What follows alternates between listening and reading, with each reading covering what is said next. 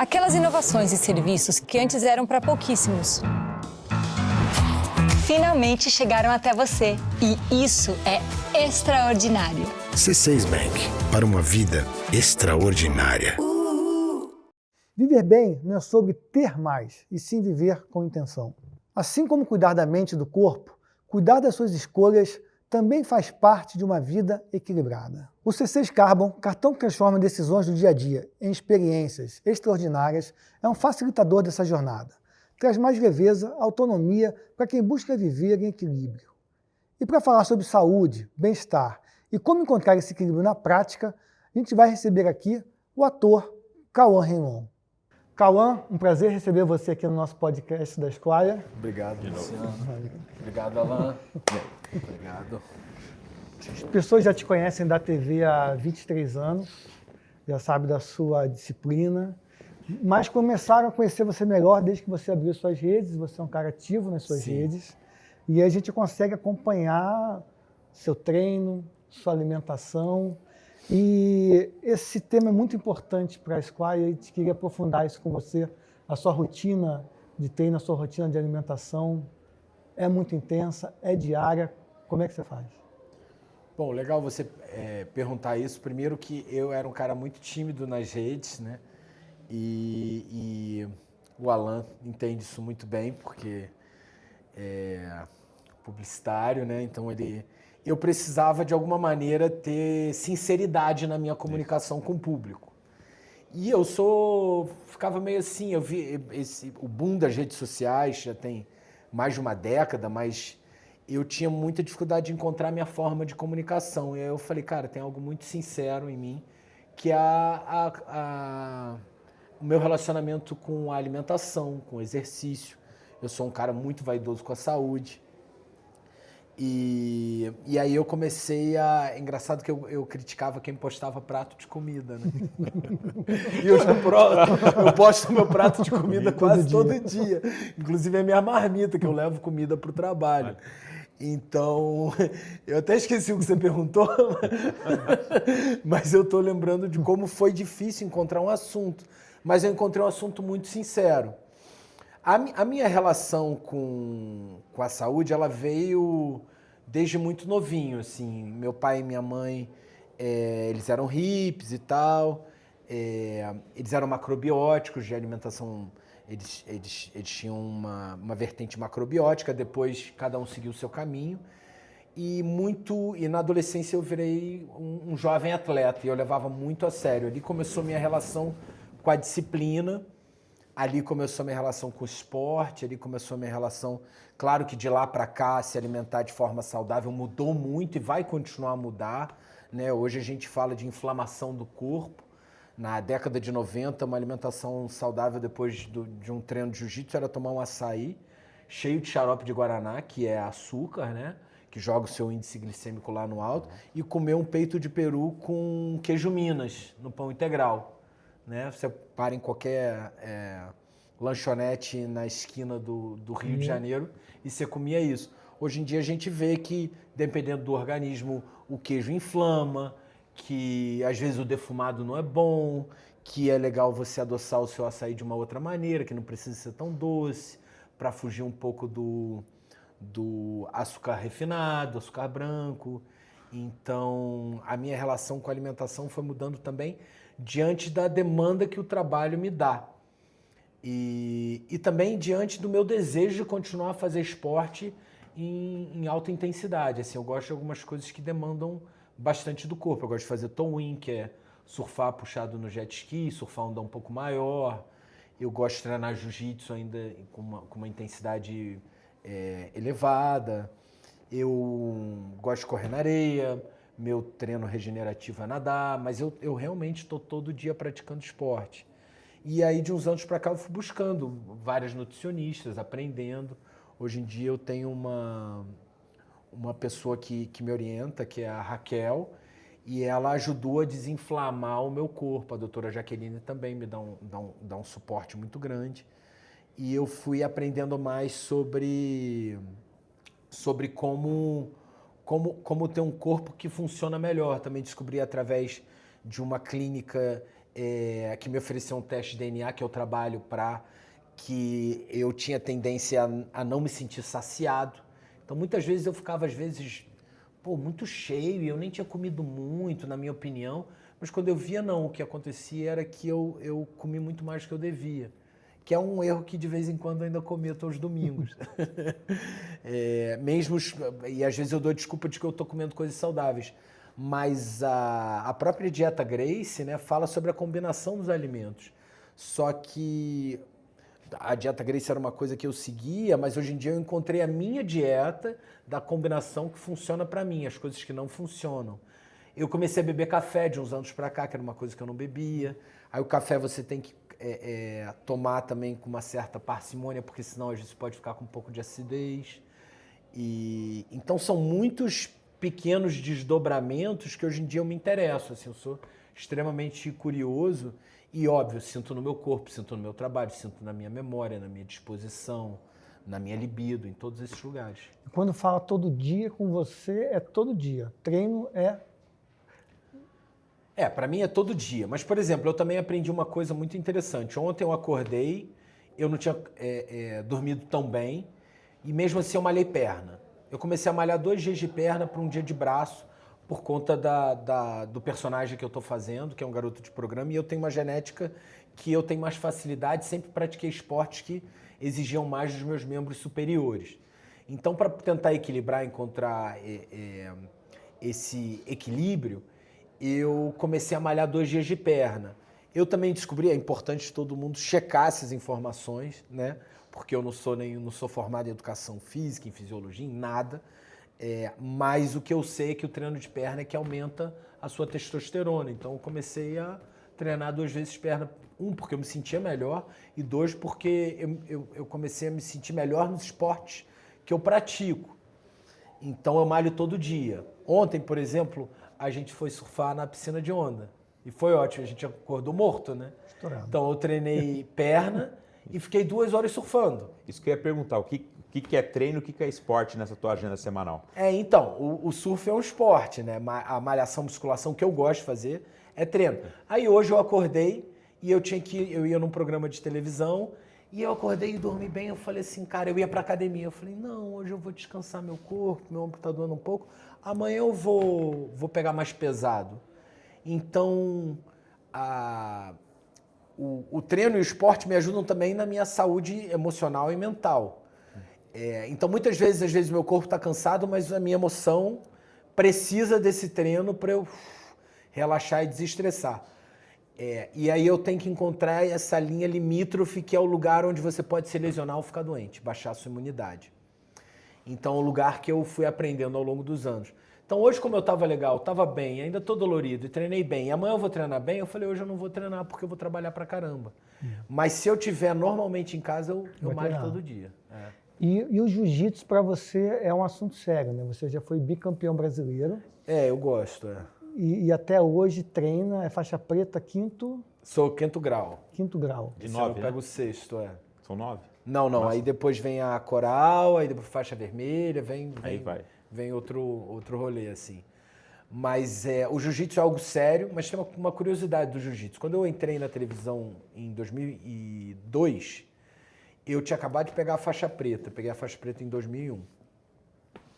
E eu fiz uma escolha que ninguém falou comigo, ninguém bateu esse papo comigo, mas eu sou um cara vaidoso no que eu faço, no meu trabalho. E eu olhei assim tinha acabado de entrar na malhação, falei assim, cara, se eu continuar a treinar na intensidade que eu treino, eu não vou conseguir abrir espaço para melhorar como ator.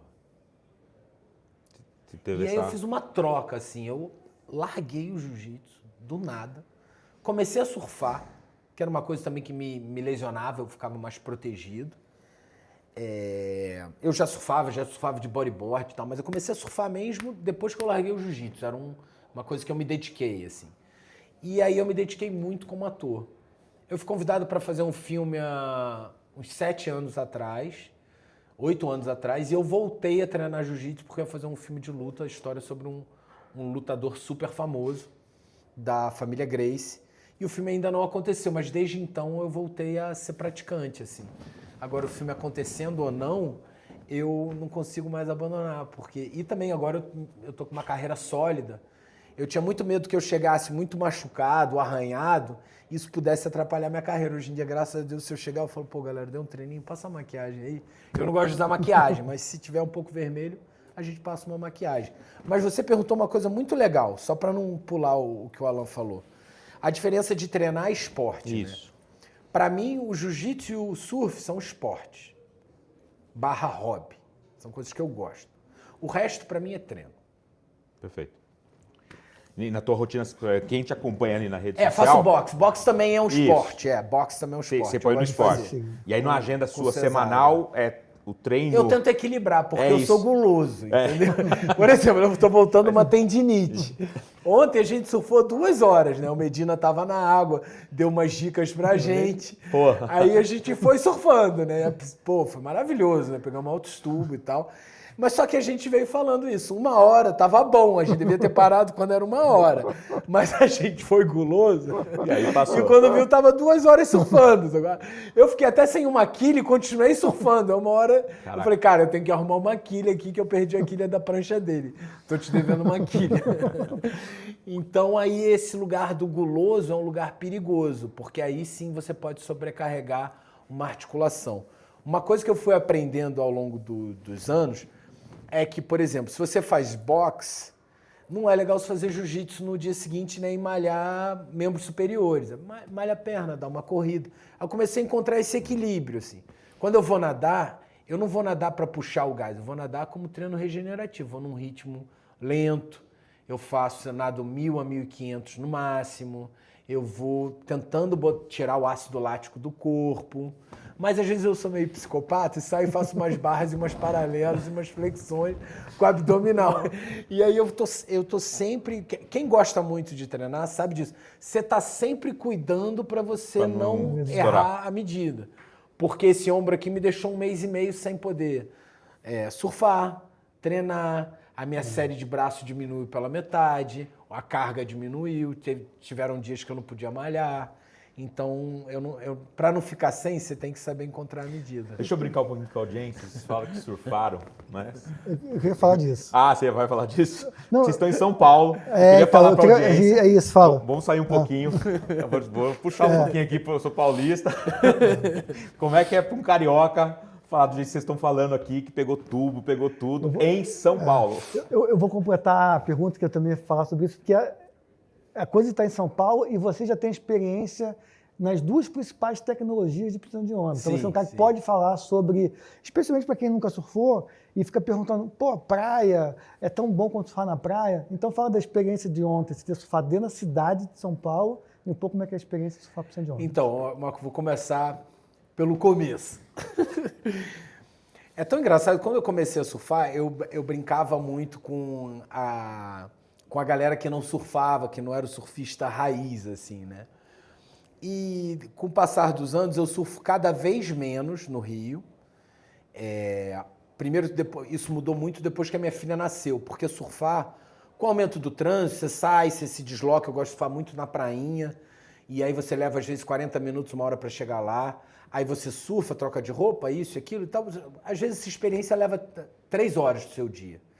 Como eu comecei a ser cada vez um cara mais comprometido, tendo um número muito grande de compromissos, e a paternidade é um lugar que eu realmente sou um cara muito presente, gosto de estar em casa nos momentos que eu não estou trabalhando para estar ali, às vezes simplesmente só para estar. Se a minha filha gritar, pai, papai, eu estou ali, né?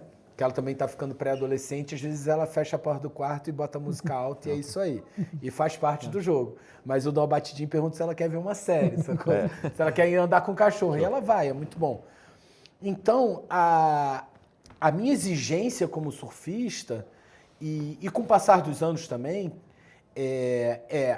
eu gosto de me manter preparado fisicamente, principalmente quando eu cruzei ali os 36, hoje eu estou com 45.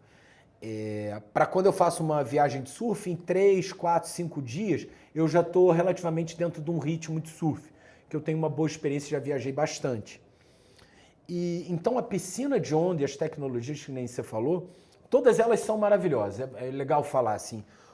Tem uma piscina de onda onde a parte da manobra não é tão legal, mas o tubo é muito legal.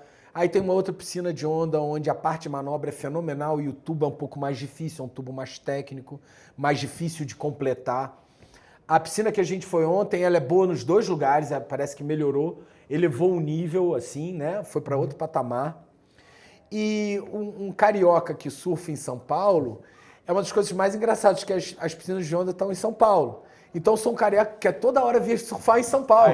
Eu tô sempre falando para ele, quinta eu tô livre, vamos ver lá se a gente consegue um slot para poder surfar.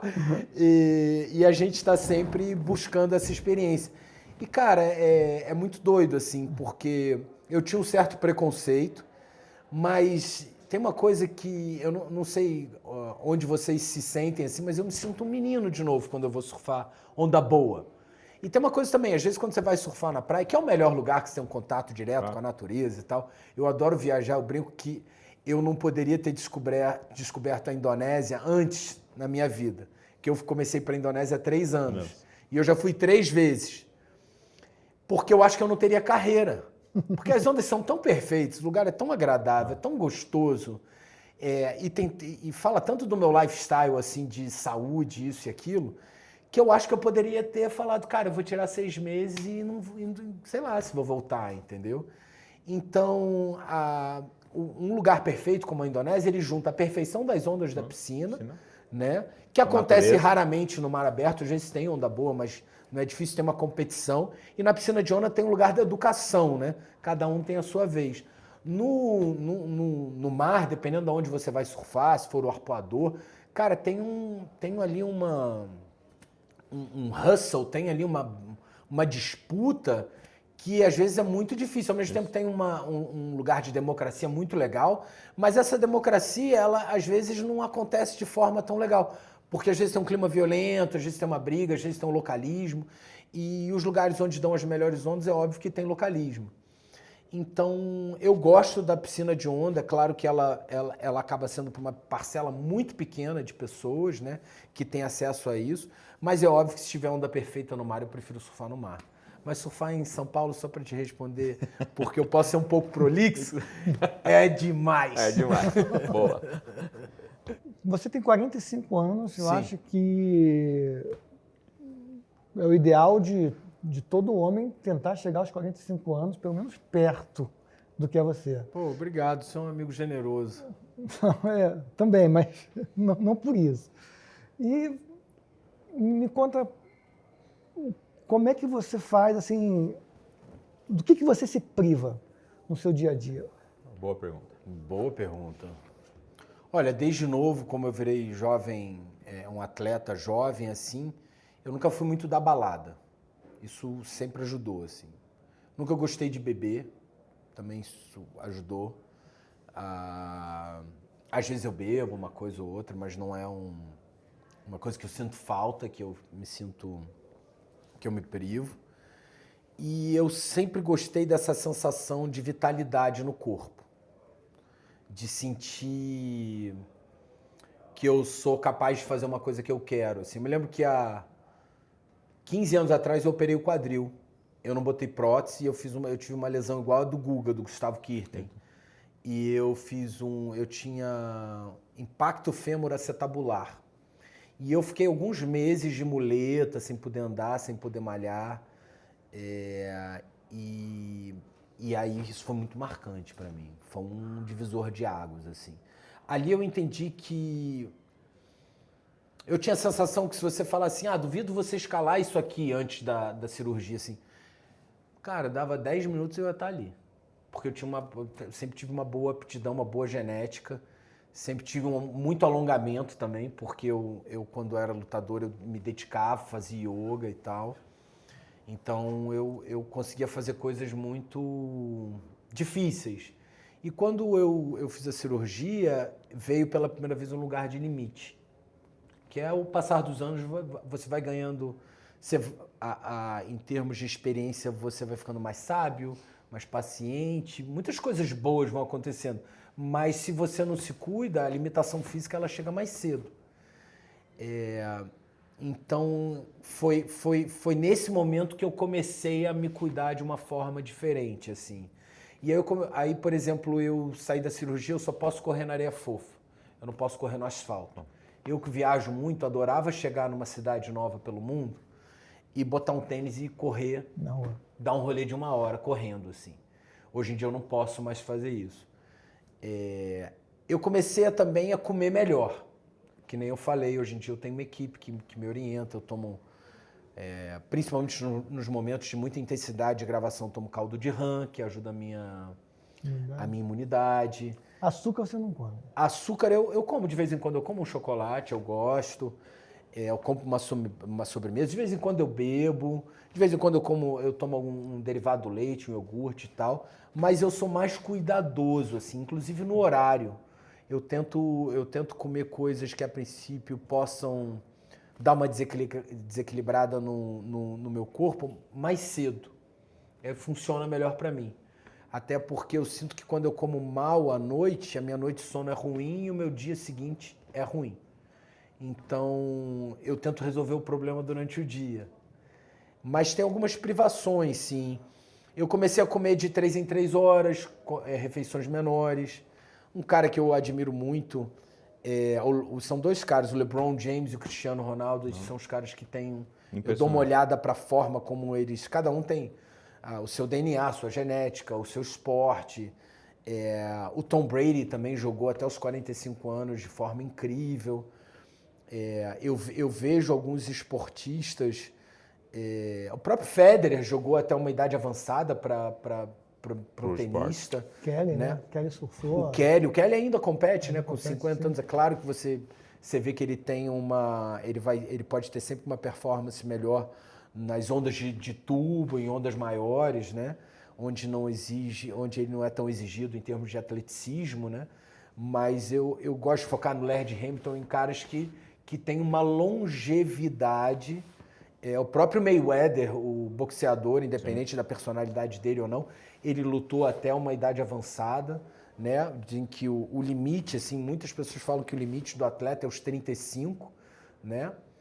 Você tem o Zé Roberto também, que é um cara fenomenal, um jogador que eu sigo ele, gente boa, sigo ele nas redes sociais e fico impressionado de como ele se cuida, assim, a gente às vezes troca umas figurinhas.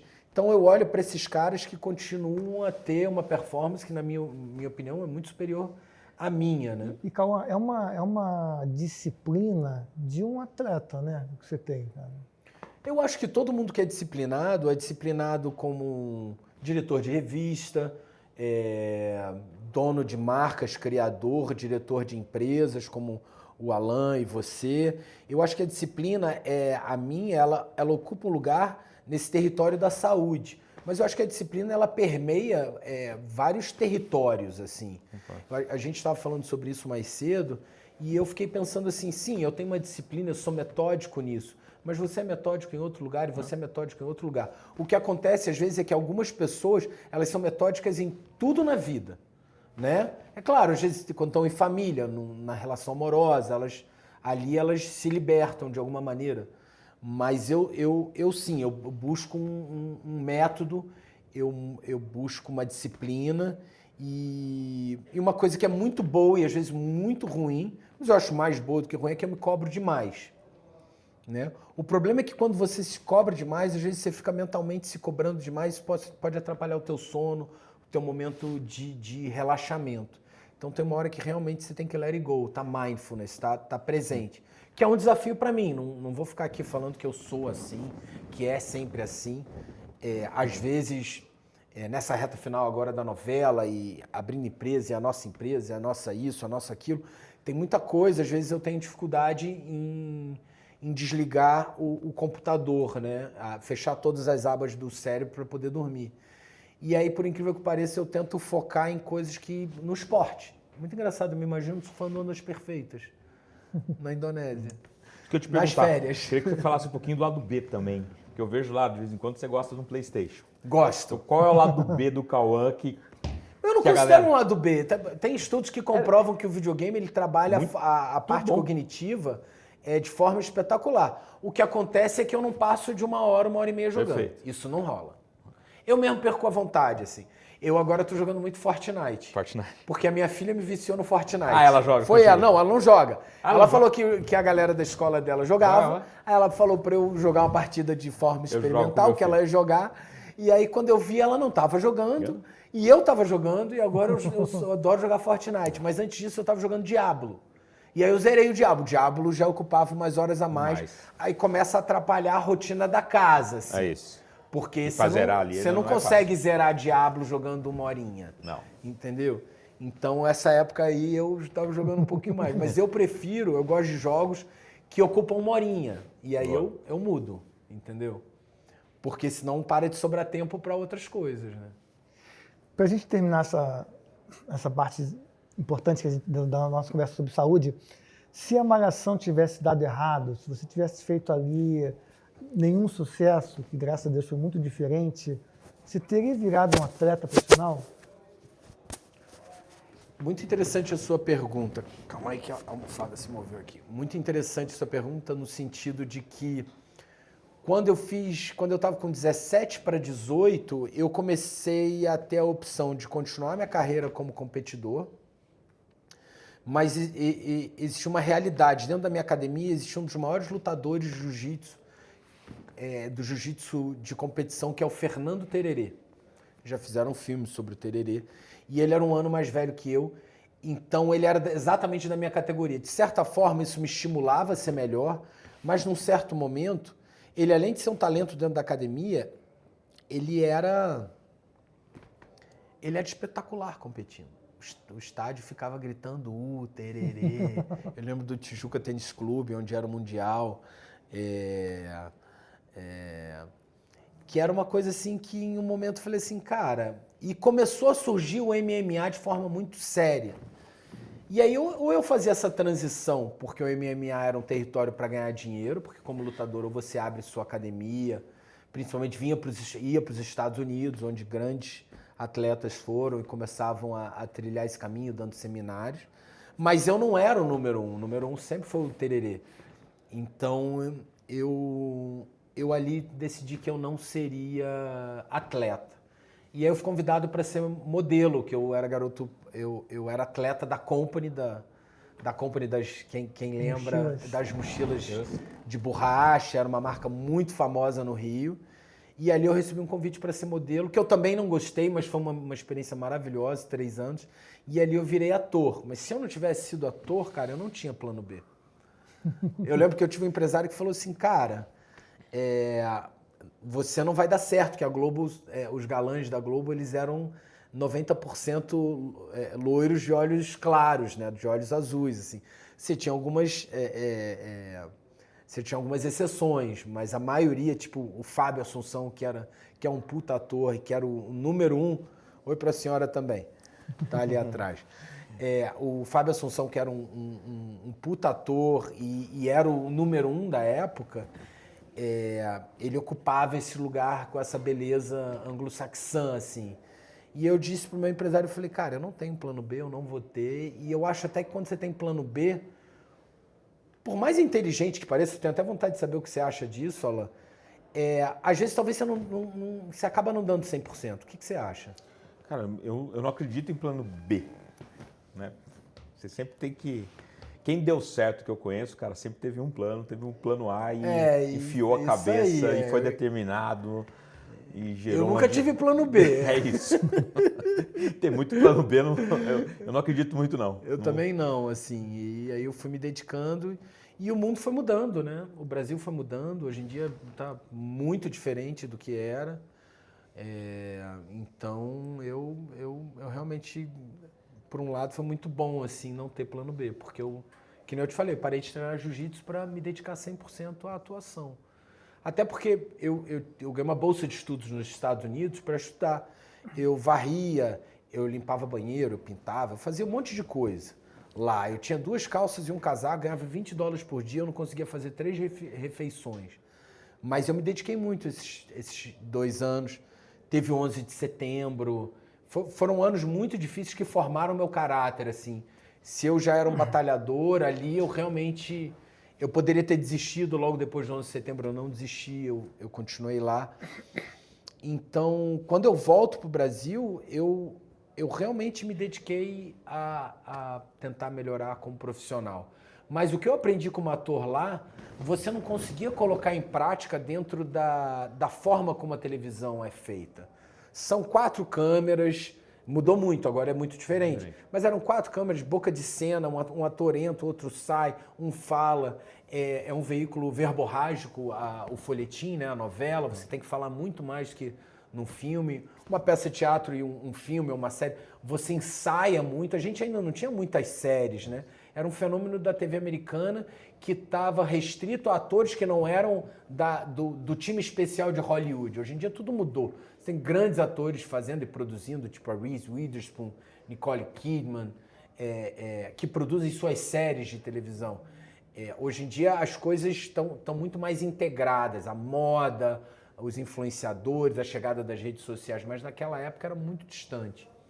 Então, quando eu chego, começar a entender a forma como a televisão e a Rede Globo funcionava, para mim foi um desafio que eu me dediquei 100%. Eu acho que tem alguns planos seus, que não são planos B, mas que a gente pode trazer para cá, para a nossa conversa, que você começou há 2 anos a investir em empresas, a se tornar sócio de empresas. Sim. Você se tornou sócio do Acelera Aí, junto com o Alan. A gente montou junto o Biosphere, que é um projeto imobiliário que hoje tem... Que fala sobre essa qualidade de vida, né? Qualidade de vida, que hoje tem prédios já lançados, ou para lançar em Salvador. Eles têm os 6 filhos, né? 6 já filhos pelo Brasil todo, de norte a sul, com frutos vindo. Você vai lançar uma marca sua. Vou. E é um outro lado, né? Um lado do Cauã, empresário, investidor. Como é que você se enxerga nesse novo papel e como é que você tem sentido esse teu outro plano nos últimos 2, 3 anos? Interessante você perguntar isso, e quando a gente começa a trabalhar com o Alan, e o Alan é um cara que inspira as pessoas à volta dele, assim, é um cara, eu te acho um cara extremamente, tem o cognitivo no mais altíssimo nível, assim, e um cara que olha para o mundo com um lugar de esperança, de otimismo, sagaz. Hoje eu ouvi uma história maravilhosa, tem para quem não sabe, a gente tem uma grande rede de lojas que vendem chocolate no Brasil, e o Alan, além de dono do Acelera Aí e de várias outras empresas, ele tem uma agência de publicidade. E na época eu acho que você estava dentro só da agência. Só da agência. E ele foi o cara que inventou para manter o público dentro da loja, porque os picos de venda aconteciam, obviamente, na Páscoa e no Natal. Né? De trazer as pessoas para sentarem e tomarem um cafezinho. E eu acho isso brilhante. Então, quando a gente fala sobre empreendedorismo, é óbvio, eu sou um menininho, assim, aprendendo, mas eu tenho uma característica que sempre me ajudou, sou curioso. 2, eu não tenho problema em ser humilde, em sentar, a pessoa pode ser mais velha ou mais nova, independente. Ontem a gente estava na piscina de onda, eu perguntei, Gabriel, o que eu posso fazer para surfar melhor aqui? Ele falou, cuidado que você está indo na base, a piscina de onda na base desacelera a prancha, então você tem que manter a prancha. E eu falei, legal, já peguei uma manha aqui e tal. Não que eu tenha conseguido fazer o que ele falou, mas eu ouvi. Então, você também, quantas vezes você já me mostrou como é o mercado editorial, como as coisas funcionam. Então, eu tenho essa característica, assim, eu sou um cara curioso e isso me fez querer ocupar outros lugares, assim. Acho que foi uma coisa muito orgânica, nunca foi uma coisa muito planejada. A gente virar sócio do Acelera Aí foi esse primeiro território, aí vem o Biosphere, e agora vem essa outra vertente minha que eu não posso falar agora, mas em breve as pessoas vão saber. E a Esquire. E então é um território onde eu estou aprendendo. Eu sou, sei lá, faixa branca, faixa azul, estou melhorando. Um dia eu chego na faixa preta. Deixa eu contar um negócio aqui que eu acho que todo podcast quando você conta o que as pessoas não sabem, é bacana, né? Você vai lembrar quando a gente fez o primeiro papo do Acelera Aí, você lembra quando foi? Você não tinha agenda. Acho que eu lembro. Você lembra? Aí você falou, cara, eu tenho uma brecha na agenda, 6h30 da manhã no Emiliano. Vem tomar café comigo às 6h30 da manhã no Emiliano. Sério mesmo? Foi o primeiro papo que a gente teve, eu cheguei lá às 6h30 da manhã no Emiliano. Você tinha meia hora para conversar, porque você já tinha que sair 7 horas para ir para uma outra agenda. E eu tinha meia hora para falar contigo. E você, estou conectando com isso. E agora eu fico esperando meia hora sua. Agora para conseguir 10 minutos seus. Mas eu estou conectando essa conversa, Cauã, porque foi exatamente esse espírito de curiosidade, essa nossa primeira vez que a gente se encontrou, né? Em meia hora, cara, você ficou absurdamente concentrado na curiosidade. Então você quis... pumba. Não, mas eu falei, muito legal, porque o curioso, ele quer entender como que funciona, cara. Sim. E eu já tive, e aqui eu posso falar abertamente, outros grandes artistas que eu ia conversar, e vinha, antes da curiosidade, vinha querer botar defeito, sabe? E eu acho que os grandes empreendedores que eu conheço têm esse fator natural. Você tem que ser curioso. E tem que ouvir, né? É isso. Mas é tão interessante porque isso é o segredo da boa atuação também, né? Quando você vê um ator atuando muito, a maioria das vezes ele estudou muito em casa, ele não está ouvindo o colega e ele não tá podendo reagir ao que está vindo. Isso é muito perigoso, você tem que se preparar, você tem que estudar o personagem, a cena, a fala, etc e tal. Mas a pior coisa que um ator pode fazer é ficar ensaiando na frente do espelho. Tipo, aquilo é batata para dar errado, entendeu? E você tem que sempre abrir um espaço para ser influenciado e alimentado pelo outro. Então, nesse território, eu fico feliz, porque escutar é um dos grandes segredos para você poder evoluir. Assim. Eu realmente prestei atenção. Mas eu tenho que dar os louros para o meu amigo aqui, que ele tem sim também um olhar de falar assim, cara, isso vai dar certo, isso é legal e bacana. Porque eu estava muito mais, como é um território muito novo, naquela época... Eu tinha muito medo, porque ao longo da minha carreira eu fui chamado para fazer parte de vários negócios. Imagina. E eu vi muitos colegas entrando de cabeça em negócio e dando completamente errado. Vou ser sócio no restaurante fale. Vou abrir uma pousada, um hotel, fale. Então eu era muito PlayStation. Muito suspeito, assim, suspeitava de tudo, assim, nesse sentido, assim. Então, e a nossa parceria tá dando e vai dar muito certo. Mas eu acho que isso também tem a ver do fator humano. Você, de uma maneira muito rápida e direta, me inspirou. E é isso que eu estou falando. Quando eu falei de você, você tem essa característica, assim, você realmente tem o dom da fala e você consegue... A gente, quando atua, é claro que eu estou aqui se eu estou contracenando com vocês, mas tem um lugar que é a quarta parede, que é um lugar que você tem que imaginar o que está acontecendo. Porque você pega um filme desses da Marvel, que os caras ficam filmando atrás, na frente de uma parede verde, e tem que criar e tem que estar tudo na imaginação, ou no teatro, onde às vezes você tem uma cadeira e um facho de luz e você tem que ter a habilidade, ao mesmo tempo, de construir a imagem na frente dos outros e de olhar essa imagem e isso te alimentar para você continuar. Isso você tem, Alan. E é maravilhoso. Agora, eu fico pensando assim, você é um dos atores mais bem pagos da Globo e com um contrato muito longo. Você que está dizendo que eu sou bem pago. Dizem. E, ao mesmo tempo, quando você resolve empreender, investir, a vida não é tão tranquila. Não. O teu salário na Globo está lá, você faz novela, ganha mais, o seu salário está lá, teu dia está garantido. E quando você empreende, pode dar certo, pode dar errado, pode dar prejuízo, você pode perder parte do seu patrimônio. Você sai da sua zona de conforto. Com certeza. Não é só louros, a gente sabe que... Aí você começa a ter custo de advogado, você começa a ter vários custos, você tem que contratar uma agência de publicidade.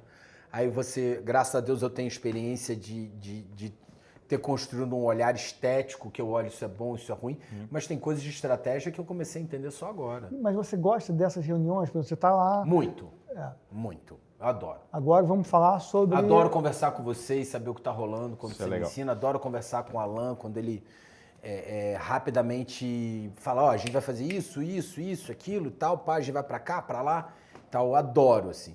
Ao mesmo tempo, eu também fico querendo ver como isso vai performar, se isso vai dar certo, porque todo plano inicial, ele tem que se reorganizar. Tô errado? É o que eu falo sempre, Você tem que reestruturar. Porque 60% dá certo, 40% você tem que olhar de novo e mudar isso e aquilo. Quando você investe, a postura do investidor é evitar risco. Sim. Todo investidor, ele analisa onde ele vai botar o dinheiro dele, evitando risco, né? O empreendedor é o contrário.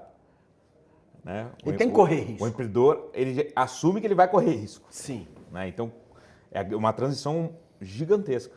E eu acho que você está fazendo isso rápido. Você já tinha feito, né, na tua carreira, e a gente tem te acompanhado aí nesses 2 anos. 2 anos, não, já faz 3 anos e meio. Se a gente Já faz, uns 3 anos e meio que então, assim, eu tenho visto que essa transição para você está te fazendo bem. Sim. Chegam umas contas que não chegavam. Mas é isso que eu estou falando. Não, eu sei. E é muito interessante, porque chegam algumas contas que não chegavam. Mas é legal também, porque você fala assim, cara, eu sei onde eu estou colocando meu dinheiro, assim, né? E você constrói um ativo que você também não construía. Não construía.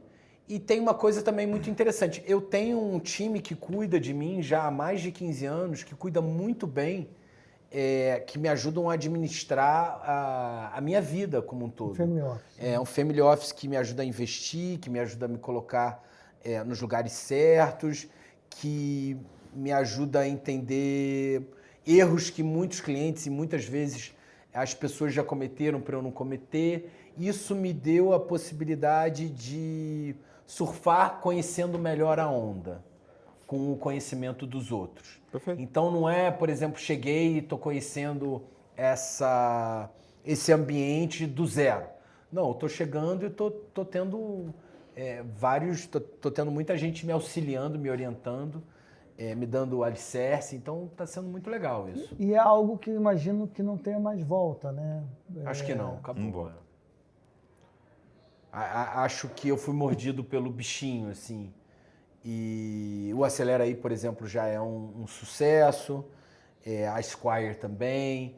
Então, quando você vai investindo em produtos que dão certo, você vai ficando com vontade. Tanto que eu tenho agora um novo caminho solo, que daqui a pouquinho, daqui a menos de um mês, as pessoas vão saber. 15 perguntas para Cauã Raymond. Eita. Qual foi a última coisa que te fez rir de verdade? Boa pergunta. Que me fez rir de verdade?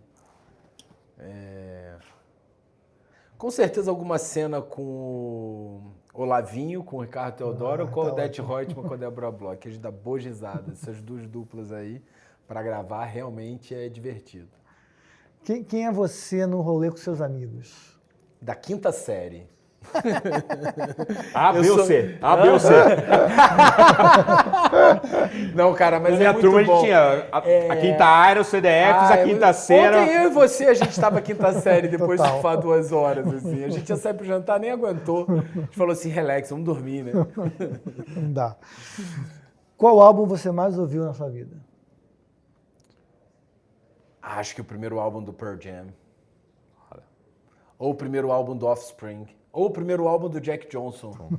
Esses 3 Jack aí, Johnson com certeza. Surf Music, né? De alguma maneira. Primeiro do Jack. Esses aí, Pennywise eu vi muito também, mas eu acho que, vou te falar, Pearl Jam. Ouvi muito. E qual o último livro que você leu? Eu tô lendo um livro agora sobre... Eu tô lendo um livro agora sobre atuação, muito bom, mas o último livro que eu li... Quando eu estou fazendo novela, eu leio muito menos, né? Por causa do texto, assim. Mas eu gosto de ler biografia, né? A biografia do Jean-Paul Belmondo. Muito boa, porque foi um dos caras, inclusive, que eu me baseei para fazer o César, que é um ator francês que fez Acossado, da Nouvelle Vague, trabalhou muito com Godard, Truffaut. E ele tinha uma coisa muito leve, assim, muito charmosa, muito risonha. E é um ator que eu admiro. Eu vou adivinhar o próximo, que é da nossa editora. Criatividade Exponencial. No Cara Bom. Vocês falaram dele na hora do almoço para você hoje. Quem? É o livro dele. Vou perder o merchan aqui, pô. Por favor, não. E o livro da sua vida? Livro da minha vida, O Velho Mar, do Hemingway. Acho que é o livro da vida de muita gente, né? Um filme que todo mundo precisa ver. 100 Anos de Solidão também é incrível. Mas um filme que todo mundo precisa ver. Cara, Em Busca da Felicidade é um filme que me marcou de uma forma muito contundente, assim, porque é um cara... Eu já assisti algumas vezes, é um filme que sempre mexe com a minha emoção, assim. Eu não sei se é um filme que... Eu acho que todo mundo devia ver, assim, mas é um filme que, no meu caso, me tocou muito porque fala de um pai dedicado e de um homem tentando vencer na vida, de qualquer maneira, e dando tudo de si, estudando à noite. Eu passei por muitas situações semelhantes, assim, então eu, quando assisto Em Busca da Felicidade com Will Smith, eu realmente me toca. Qual homem você mais admira? Eu admiro vários homens, eu admiro tanta gente, assim, é difícil escolher, assim, acho que durante depende da época, quando eu era mais jovem, o Rickson Gracie, claro que eu continuo a admirar, ainda mais agora, nessa luta com o Parkinson, que ele vem dando um show, na minha opinião, durante muitos anos como surfista o próprio Kelly Slater, mas hoje em dia eu não coloco ninguém num pedestal como eu colocava, sei lá, o atletas, Michael Jordan e tal. Hoje em dia eu olho para algo específico que eu possa aprender do Robert De Niro, do Marlon Brando, Champagne, na atuação.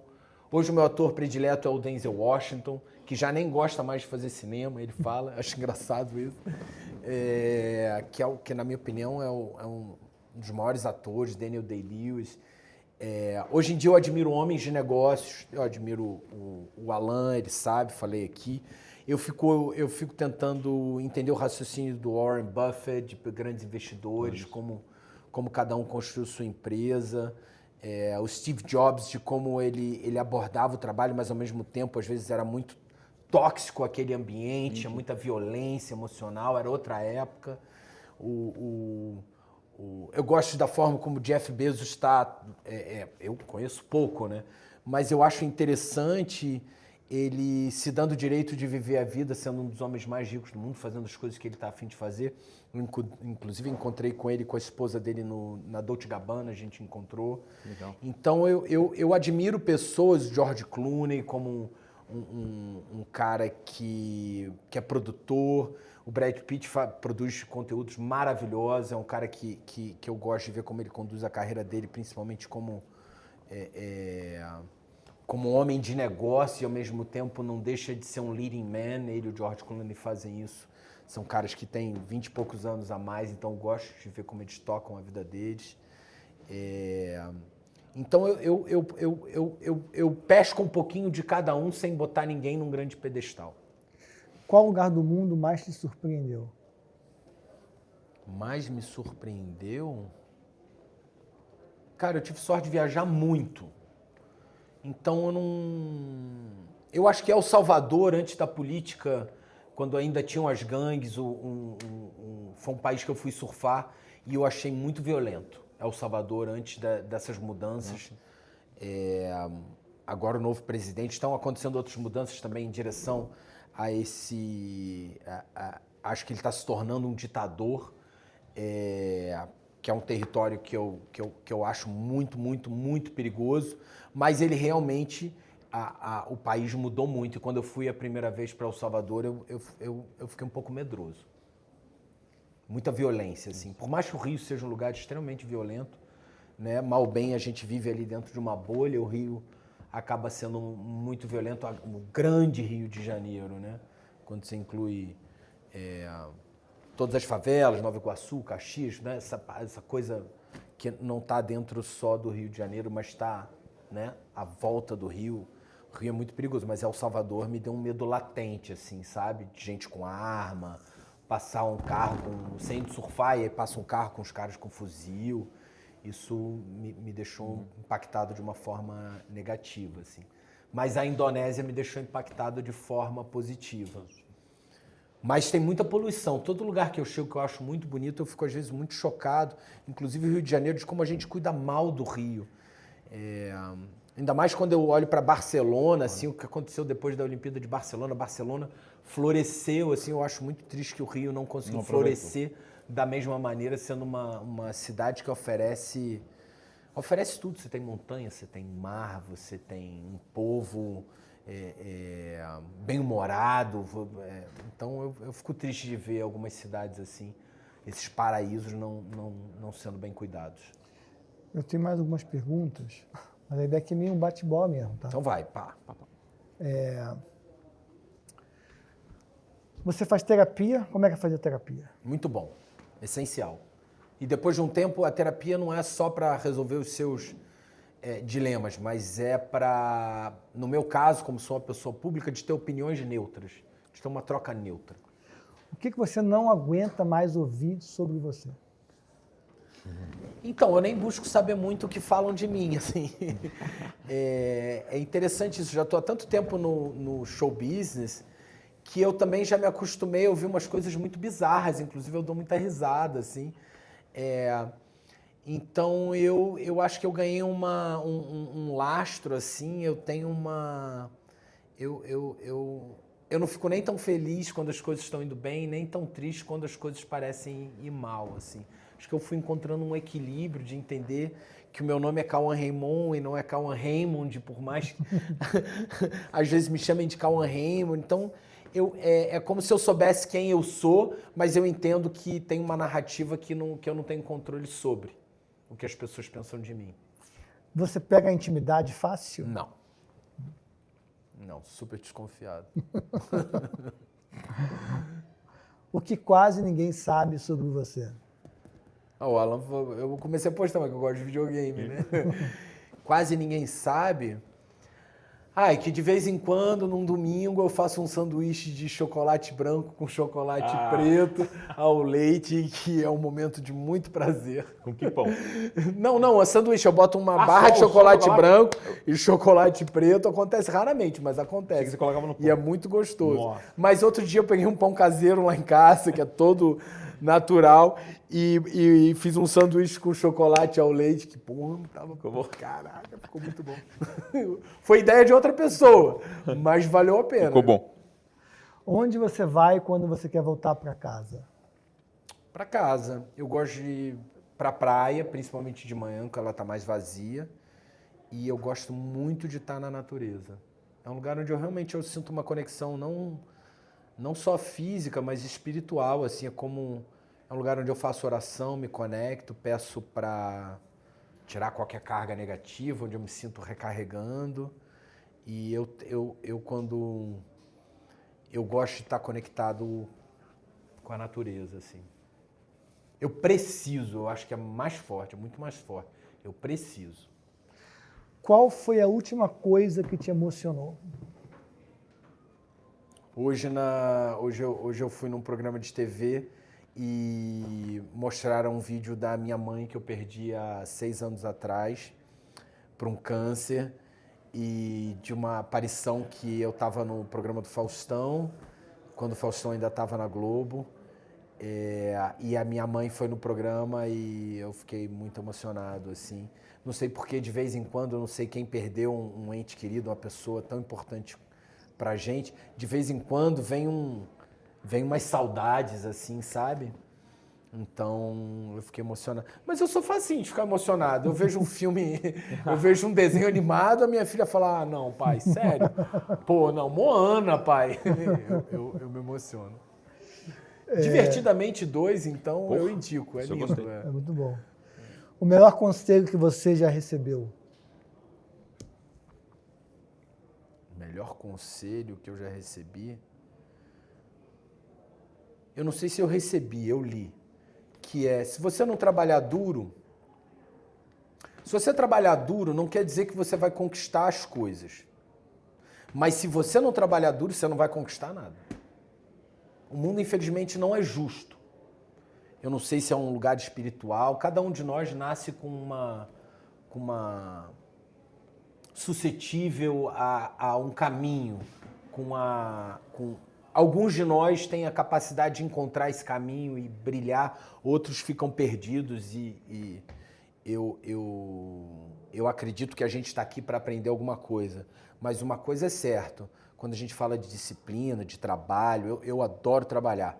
Se você não trabalha, você não conquista. Essa coisa de ficar sentado em casa, eu vou te falar, até a pessoa que é uma herdeira, um herdeiro, se ele não trabalhar para pelo menos entender o que ele herdou, ele vai perder. E rápido. Não tem family office que te salve. Tudo bem. Uma minha. Vai. Uma indulgência. Uma indulgência? Do Cauã. Pô, acho que é 18 mais.